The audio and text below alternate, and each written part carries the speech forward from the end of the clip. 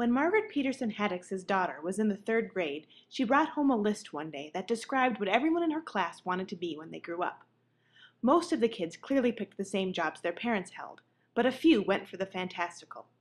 One kid said he wanted to be a spy, another was longing to be a professional dirt biker, another saw himself as a future movie director. Margaret Peterson Haddix took one look at that list and thought, "Yep, I'm with the dirt biker and the spy." Margaret Peterson Haddix grew up on a farm in Washington Courthouse, Ohio, the same small town where her family has lived since the early 1800s. Her father was a farmer and her mother a nurse.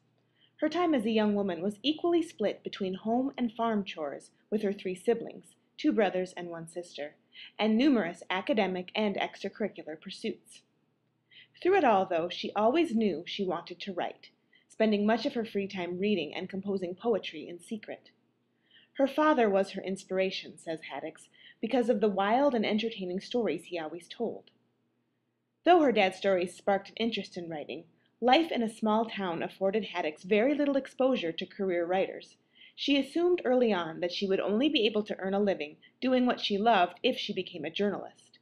So when she attended college at Miami University in Oxford, Haddix majored in English and began writing for the school newspaper by the end of her freshman year. She graduated from Miami University of Ohio with degrees in English journalism, English creative writing, and history. Before her first book was published, she worked as a newspaper copy editor in Fort Wayne, Indiana, a newspaper reporter in Indianapolis, and a community college instructor and freelance writer in Danville, Illinois. She has since written more than 25 books for kids and teens, including Running Out of Time, Just Ella, Double Identity, Palace of Mirrors, the Shadow Children series, and the Missing series. She also wrote Into the Gauntlet, the 10th book in the 39 Clues series. Her books have been honored with New York Times bestseller status, the International Reading Association's Children's Book Award, American Library Association Best Book and Quick Pick for Reluctant Young Adult Reader notations, and more than a dozen state Reader's Choice Awards. Haddix and her husband Doug now live in Columbus, Ohio with their 2 children. When asked why she likes writing for young audiences, Haddix replied, "Teenagers are naturally such good characters in books. They have great capacity for change, and they're often more interesting than adults." Running Out of Time, Margaret Peterson Haddix's first novel, published in 1995, tells the story of 13-year-old Jessie. When a diphtheria epidemic hits her 1840 village, Jessie discovers she is actually living in a 1995 tourist site under unseen observation by heartless scientists, and it's up to Jessie to escape the village and save the lives of the dying children. When asked how she got the idea for Running Out of Time, Margaret Peterson Haddix answered, "I got the idea when I was working as a reporter for a newspaper in Indianapolis. I went to do a story about people who worked at a nearby restored historical village called Connor Prairie. Since it was their job to pretend to live in the 1800s, I asked them what it was like to live in one century and work in another.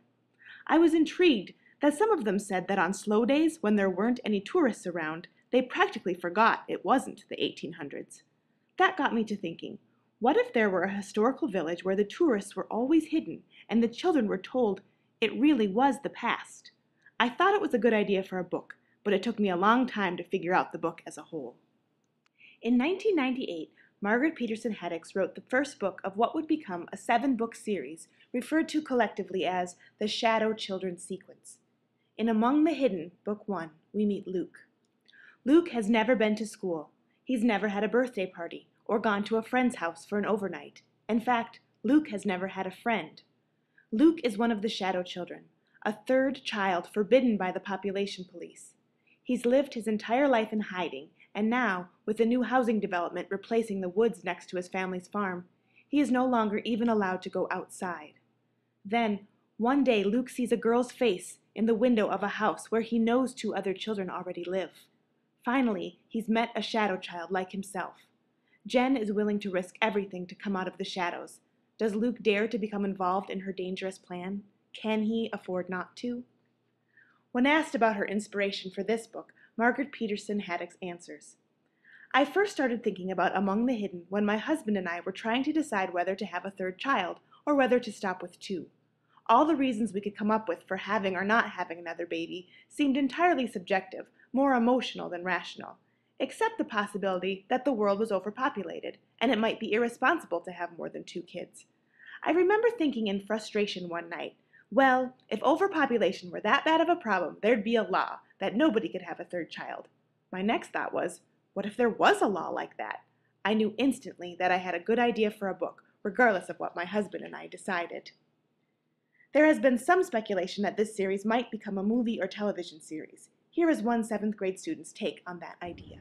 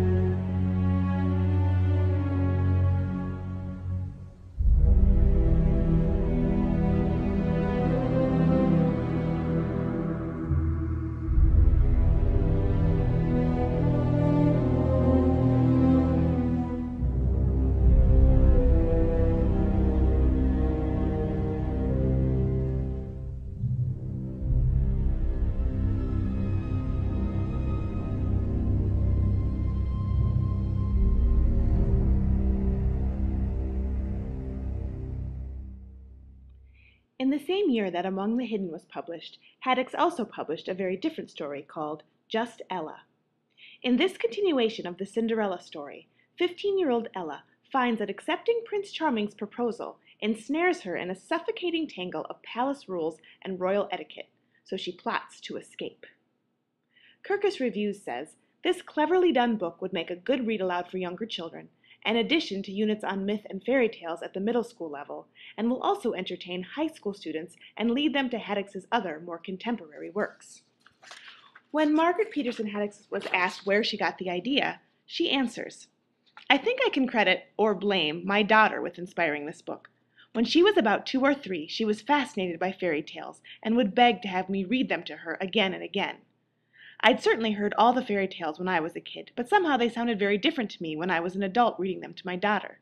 It really bothered me that the princes and princesses and other heroes and heroines in the stories always fell in love with each other at first sight, and all that really seemed to matter was their beautiful or handsome appearances. I started thinking about what a horrible role model Cinderella was for little girls, because she never actually does anything. Her godmother does all the work. And then it was almost like I heard a new Cinderella talking to me, telling me what she insisted was her true story. She told me she'd never had a fairy godmother and never had to rely on magic. She'd made things happen for herself. And then I had so much fun imagining her alternative tale that I decided to write it down. 10 years later, Haddix penned Palace of Mirrors, a companion novel to Just Ella, of which Booklist remarks, middle grade aficionados of Gail Carson Levine and Shannon Hale will find much to like in this welcome addition to the ever-growing canon of smart princess stories. In the same year Palace of Mirrors was published, Margaret Peterson Haddix also began a new series called The Missing, which opens with a book titled Found.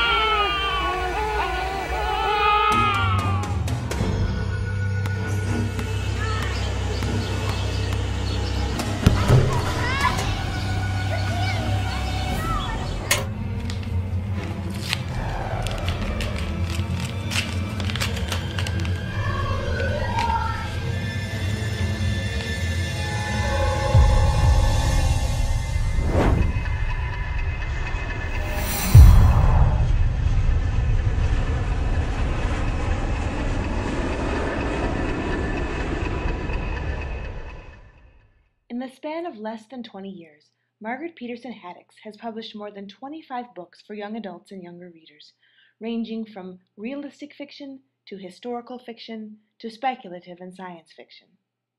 Torn, the 4th book in the Missing series, will be published in August of 2011, and her latest novel, The Always War, will arrive in bookstores this November.